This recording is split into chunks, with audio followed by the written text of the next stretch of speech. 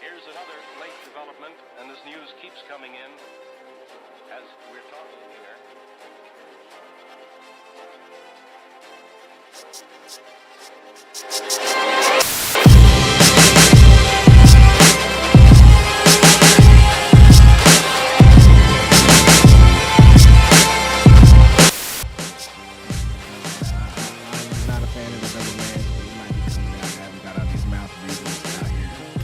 Like you with the hard P, the hard H. I can't do it. They be like, hey, Eric, how are you? Like, hold on. Real quick. Face shit. Heavy. Go ahead and talk. Face shit. I'm gonna try to listen. It's March 10th. I'm changing my profile photo to look like this. With a all right. pause. We're going. Let's go with this 13-year-old. I have like the setup story for this, and I have court documents from the last time this happened to talk about why this is still stupid and why. I don't know what's going on. Let's check the channel out. Let's see. Oops, wrong channel. I almost fucked everything up real quick. I'm readjusting real quick, and then I'll get us back to show 2. All right. I just want to know who did everybody in the chat tell us what sport you played in college, or what athletic thing are you good at? Real quick, tell us what athletic thing you're good at in the comment section. And don't be in here capping, cause we'll find out. We will find out. No, don't be in here capping. All right, that's set up. Oh, we talking about thick stuff? What's going on? Hold on. Skies out, thighs out, baby. Hey, man. I know why I went to Texas Relays, and it wasn't because I wanted to be the very best that no one ever was. Hey, man, sun's out, buns out. That's what I'm talking about. The girls are for the curls, baby. The curls are for the girls, baby. You say curls for the girls, rolls for the hoes, cuts for the sluts, and all that stuff. All right, let's get to this. All right. What's up, everybody? My name's Heero. That's Eric. This is the Identity Booth. And as long as I live, I will do my very best to keep people informed on the trials and tribulations of my people. After George Floyd, after 8 minutes and 46 seconds, there's never, ever going to be a reason to have a chokehold besides the fact that it's already illegal in a lot of these police departments. It's unnecessary in all these situations. But to know in a post-George Floyd world that there are officers who aren't cognizantly aware of that. And it's not because, they don't care. It's more because, it's not because they're not aware of it. It's because they don't care. That's the problem we're running into here. So we take ourselves to Baton Rouge. The police department is under fire here. The police chief is under fire here. And the only person who seems to have a lick of common sense happens to be the mayor, who is like, this is unacceptable. Now, I'm going to tell you, we're going to show the video. It's a little jarring, but I'm also going to give you a perspective that I innately understand from this officer. This video is 23 seconds long, and I'm going to tell you why this kid wasn't really in danger, but I'm going to tell you why the optics of it are bad and what makes it questionable. But let's go into it. Eric, before we go. Yeah, hold on. Before you roll that, can we just put the still up? Because last time we played some controversial footage, we got our video flagged and a bunch of warnings before people could click on it. Nah, I'm going to risk it. All right. You're clicking the button. So because for me, it's the video's on YouTube already, and it's being produced by the news. So for me, I want to show it in that context. I don't know. I'll leave the still up real quick, and we'll just real quick in the chat. Tell us if you want us to play the video, because the video, this still right here is very jarring. but I think the video will give way more context into what's going on.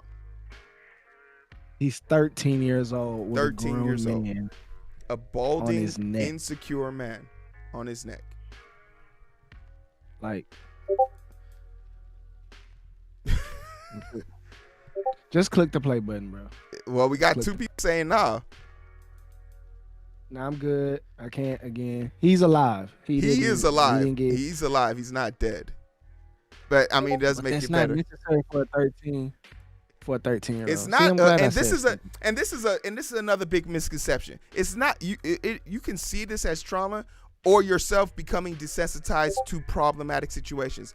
I think that you have to endure this in order to be able to speak on it correctly. Because once again, like I said, this is a very jarring thing to see. But the truth is, this officer has control of the situation, but the optics of the way he's controlling the situation is bad. The fact that he thought that this was okay is bad. Like, he doesn't grasp the concept that this hold on a child is inappropriate, and that's the problem. Like, we have to see this in order for us to be able to actively attack it. If we keep showering our eyes from it, we run the risk of not correcting it or being able to call it out correctly.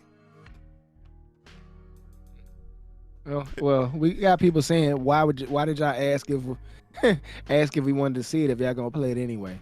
Sounding like parents. So yeah, listen to the crew. That the still is enough. If they want to see it, they can go watch it. Eric, should we flip the coin, or what do you say? Nah. Let's listen to people in the comments. Don't want to see it, bro. That's the image is enough. All right. And look at the boy. Look at the boy. He looking at the cop dead in his eyeball. He's 13 years old, mouth not open. I'm just saying. Look at the boy. He's looking this old dude, this 30-something, 40-something-year-old dude in his eyeballs. And look how normal the kids are behaving. Like, oh, this is kind of what and that's the thing that's kind of like upsetting, is the kid is in more control of the situation than the grown-up is in this situation. And the reason why I can say for two things is that this is an armpit hold. And the reason why I know this is because it's a wrestling hold. It's illegal in wrestling, but it's illegal when your hands clap together. What he does, he doesn't have his arm clapped together. He has the arm of the other person pinned. This is actually a wrestling move. This is a wrestling technique. The majority of the officer's weight is actually pinned on his elbow and shoulder. See how his elbow is flat, nailed down, so his weight is on that shoulder. His off. Cutting off the blood flow to his brain. This is literally, if he squeezes his bicep enough and applies the perfect amount of pressure, it'll take less than 8 seconds for this kid to completely black out. That is why, you guys didn't watch the video, but that is why when you see the video, the child is completely alert. He is actually looking at the child and assessing him the whole time. Once again, this officer is dumb. He's bad. He's wrong. But his training prevailed in this situation, whether he knew it or not. And that's why I can condemn these actions just off of optics. And that is why he hasn't been put on leave, because he technically didn't use a chokehold. This is being misconstrued by the headlines. It's a restraint. But it's still bad optics after George Floyd. And once again, he's 13. There's 101 ways you could have pinned this dude down. Or not at all. You're a grown man, an adult. He's 13. The majority of the interaction could have been handled with words, with a calm demeanor, a relaxed, non-threatening demeanor. Hey, son, just come here. Let's have a conversation. Let's just talk. So apparently, Heero, people are asking in the comment section, why was the cops called in the first place? To ask what the little boy did. Apparently there was a fight that broke out, and it was between two groups of people, two groups of children.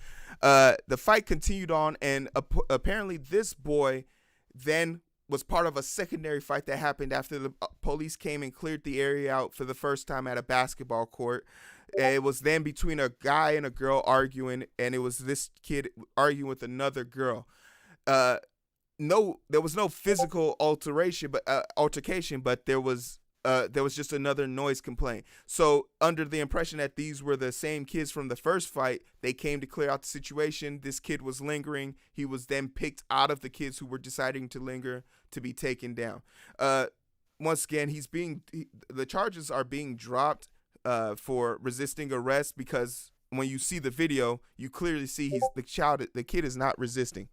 The thing is the over policing of black communities, period. Because how many times have you been on a blacktop or basketball court and not seen a fight break out about who won? Did someone foul someone? Did the game not end the way you want to? Those things are handled on the court. When you invite police into a scenario, that makes it that much more threatening of a situation, which is cool, which is fine. If you can't play on the blacktop, hey man, you just go play somewhere else. Take your ball and go home. But police being involved. Even when I was a kid, bro, we would get in fist fights. I'm talking about even into my late teens, early 20s, when we used to go to the court and hoop all the time. It'd be all kinds of people out there. You know how many times I saw people throw hands and no cops got called? Somebody got tossed up, got bloody, and went home to go clean the scrapes up. Shout out to Christian, the former booth boss who decided to show back up with us. Shout out to Christian. Anyway, we bro, I'm talking about people going to the trunk, pulling pistols out, waving pistols around. We didn't call the laws. We did not call the laws. Now somebody popped off that somebody around called the laws, but we never did. The thing that you have to understand about these situations and why we'll continue to bring them and talk about them is because there was a great story that was done by Last Week Tonight about the problem with raids and why raids are an issue today, because they're only designed for drug busts, and only 80% of drug busts actually go the way they're planned to go. These police being called for children arguing and fighting in the street is, if I'm to use the terms of the old adage, man, our generation used to be so much tougher, but that generation is still calling cops on kids today. So that was our spin on it. We wanted to cover this story because, once again, we just wanted to make sure the optics on there, but you guys are not interested in the video, which is fine. It took me a long time to find this unedited version, by the way, but I'm not mad.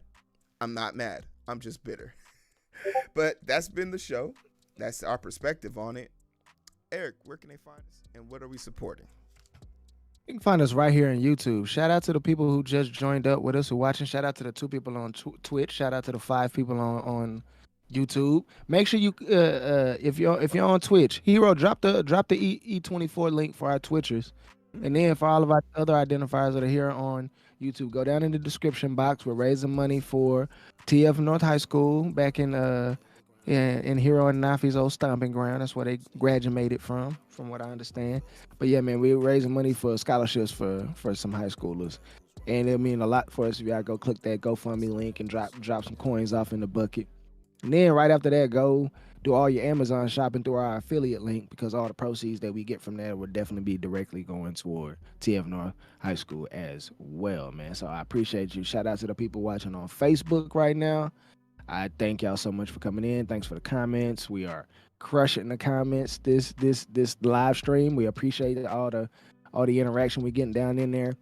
And listen, if we raise over $500 directly from the Identity Booth, the Identity Booth mixtape will be dropping. I'm already working on the Identity Booth theme song. I know y'all gonna fool with it.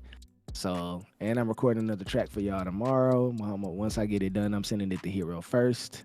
So if y'all really want this mixtape to drop, then I'm gonna need y'all to go ahead and drop some coins off in the bucket. Tell them the Identity Booth sent you. So,